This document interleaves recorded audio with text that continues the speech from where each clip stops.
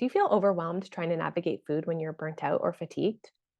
Maybe you're wondering, should I go keto? Should I go vegan? How many hours should I fast a day? Maybe it causes frustration, decision fatigue, inaction. And perhaps all this leads to ordering something and then feeling guilty because it doesn't align with what you feel you should be eating. Or maybe it leads to not eating at all or grabbing something just because it's there and because it's easy. I've really wanted to share this topic with you for a while. In an industry that's chocked full of conflicting, confusing information, I am ready to walk you through a typical day and show you exactly how you can nourish yourself in a simple way, whether you're super duper burnt out or just busy and needing supportive solutions. I'm going to walk you through a day from start to finish, and I'm going to share how to make it easy and doable. I also have a really special treat for you at the end that just might surprise you, so stay tuned. Welcome back to our channel. I'm Danielle Zeese. I'm a holistic nutritionist specializing in burnout, and if you haven't met me yet, I'm really all about offering real, sustainable nutrition advice so that you can create a lifestyle that allows you to unlock your greatest potential.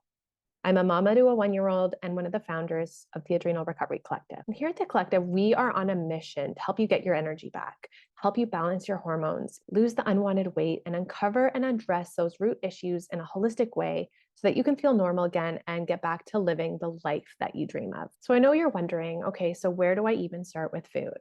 Let's dive in. I honestly adore this topic, and I'm about to break through so many of the industry myths. Let's start with breakfast. Actually, let's start before breakfast. Let's start when we wake up. So, upon rising, it's really important, even though I know often we just want to get to that coffee maker as soon as humanly possible, but it's really essential that we hydrate first. So, I find it helpful to think about all the repairing and rejuvenating and detoxification that happens when we sleep. And then think about how nice it would be to wake up and just gently flush all that out with a nice big glass of water. It really is a form of respect for your body. So get into that mindset and just start with hydration. If you want to take it up a notch, you can add a bit of sea salt or make the adrenal cocktail. For those of you who don't know, the adrenal cocktail contains essential electrolytes and nutrients that the adrenals simply love, and this gives them a little pick me up. Think of it like a coffee for you, but not a coffee and for your adrenal glands. A lot of people noticing that drinking the adrenal cocktail actually helps their energy, their mood, and even helps with anxiety. So give it a try. Unless you're somebody who has high blood pressure, if you have kidney issues, a diagnosed medical condition like Cushing's or Addison's disease, or if you're allergic to any of the ingredients I'm about to mention, then you'll definitely either want to avoid or check with your practitioner first. Please and thank you very much. So, what is in the adrenal cocktail? It is essentially the perfect balance of sodium and potassium, and you get the sodium from a nice pinch of sea salt. I recommend starting with 1/4 a teaspoon, not tablespoon, and the same portion of cream of tartar, which is often a spice that you have in your cupboard for baking. Pretty random, but it's a great source of potassium. So 1/4 a teaspoon of quality sea salt, 1/4 a teaspoon of cream of tartar, and then some people like to cut it with a little bit of orange juice. It's just like a nice way to cut the taste, but also you get that little bit of vitamin C, which is a great nutrient for the adrenals. In any sense, we're starting the morning with some nice hydration, and then we're moving on to breakfast. Did you know that we are more sensitive to glucose in the morning than we are at night? This has to do with our circadian rhythm and our hormones. So a cool hack that you can do with breakfast is just to go savory and avoid the traditional American diet of high carb breakfasts like waffles, like muffins, pancakes, cereal, etc. And we're going to be so much better off starting the day with something that is more protein focused. So it could look like something like a few eggs with sauteed veggies, some Greek yogurt with nut butter swirled in, maybe some berries, or a protein shake.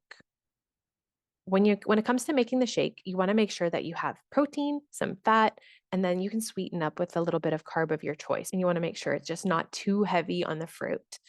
So this could look like a scoop of protein powder. It could look like full fat Greek yogurt if you do dairy. You could even do cottage cheese, which is a great source of protein as well. Opt for full fat and try to get it from a good source. If you are doing dairy, like the grass fed would be best if it's available to you. Half a banana, half a cup of berries. Let's do a tablespoon of flaxseed or chia seeds. And you could use water or unsweetened milk of your choice as a base. These examples are really going to help stabilize your energy and set you up for a much more balanced day. I find that simply switching your breakfast to ones that are more savory and protein focused like this can really make a huge difference. So, if anything you take away from this podcast, start with these 2 morning hacks with the hydration and a good quality protein focused breakfast.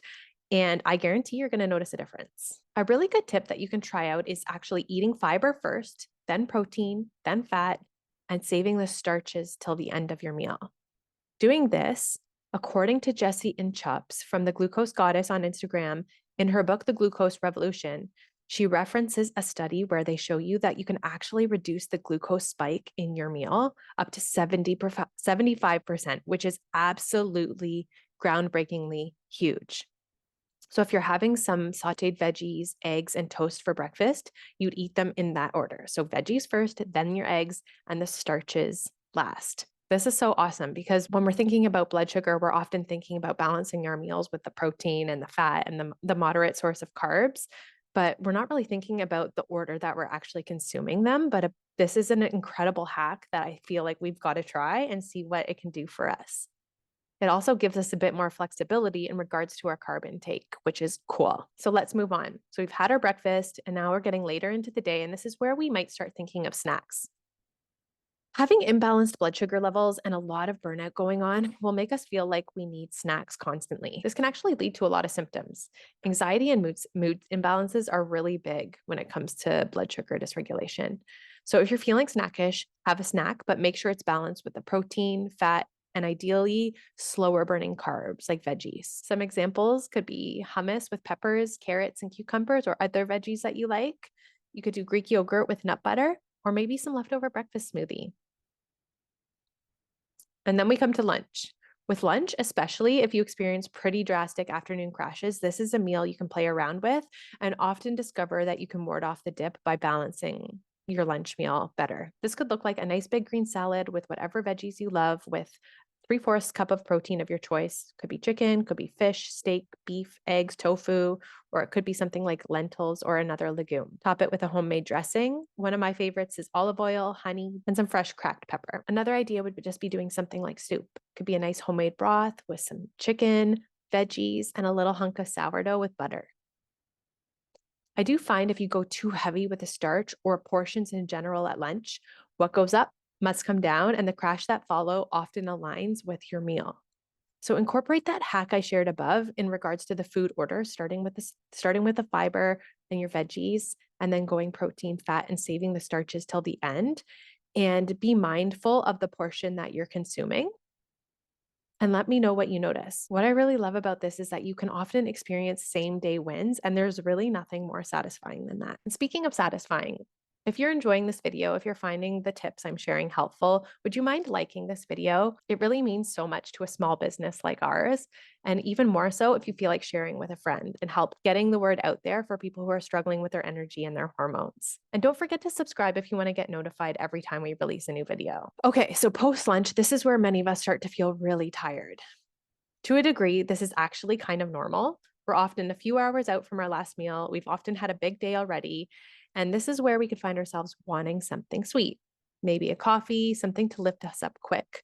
But I promise you, if you can switch from a carb bomb at this point in the day and do something more balanced, like the options that I shared earlier, you might notice that you just soar through the rest of the afternoon until dinner. Wouldn't that be nice? So think protein, think fat, think slow burning carbs, be things like whole grain crackers, veggies, some nuts and seeds, sweet potato, berries with some full fat Greek yogurt, or even leftover protein shake or a fresh protein shake, whatever suits your fancy. A tea at this time of day can be very nice as well, which reminds me, throughout the day, we're hydrating. Nothing crazy, but we're sipping on our water and aiming to get around half our body weight in ounces of water daily. If you're really fatigued, you could do another adrenal cocktail at some point in the afternoon when you're feeling tired, or a little bit of salted water for those extra minerals throughout the day. The other thing I love doing as part of my hydration routine is sipping on relaxing nervine teas. So this could be something like passion flower, lemon balm, chamomile, tulsi, or another stress blend. You can drink them hot, you could drink them cold. But this is really nice because not only are you getting some nice hydration, but you're also getting the nervous system support from these relaxing herbs. Again, always check the ingredients and confirm with your practitioner if you do have some medical conditions going on. But this just can be a really nice way to hydrate and nourish at the same time. It's a win-win. And then we get to dinner. Dinner is more of the same, but the fun thing about dinner is often we can tolerate a bit more starchy carbs at this point in the day, and eating them can actually help us sleep better through the night. So this gives you a bit more flexibility. But I do want you to keep your balanced macros in mind. I do want you to be thinking protein. I want you to be thinking fat. And then you can have those starchy carbs, but just being mindful that you don't go crazy with the portions again. What could this look like? This could be something like some steak with sweet potato and a big green salad with a nice homemade dressing. It could be some rice with sauteed veggies, fish, and a nice yogurt dill sauce. It could be beef chili or a veggie and meat-based soup with a buttery hunk of sourdough. Or it could be breakfast for dinner, and you could do something like eggs, sauteed veggie with avocado, and some toast. You might notice here that I'm not really restricting too many foods. And you might notice that this can actually be really delicious and simple, and it doesn't mean that you have to eat entirely different from your family. I will say, and I know there's some of you out there wondering about what to do if you have food restrictions. I will say there are times and places where it does pay to be more restrictive, but for a lot of you out there and the majority of you listening, just balancing out your macros, your carbs, fats, and proteins, getting mindful of your portions, eating more whole foods will feel really, really good for you and yield amazing results. If you do have a lot of restrictions at the moment, feel free to tweak the premise of what I'm laying out here to what you can eat, but make sure you're also getting some support to help you get to the root of why you have such a limited diet right now and why you have to restrict. So hopefully you can regain a bit more flexibility down the road. This is something I really adore supporting people with here at the Adrenal Recovery Collective. So honestly, just reach out if you need any support at all. I haven't forgotten, I promised you a treat.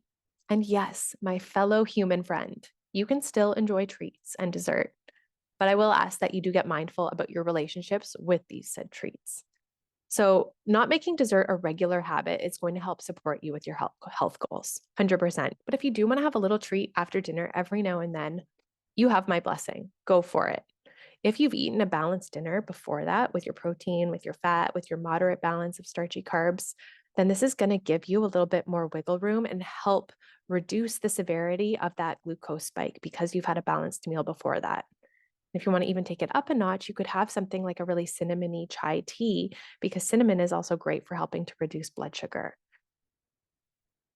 One of my favorite evening snacks is taking a couple dates, smothering them in some sort of nut butter, and then squishing a couple dark chocolate chips in there. And I just like pop them into my mouth. It's like nature's chocolate turtle. And honestly, because they're so rich, three is often enough to hit the spot and it pairs perfectly with a tea.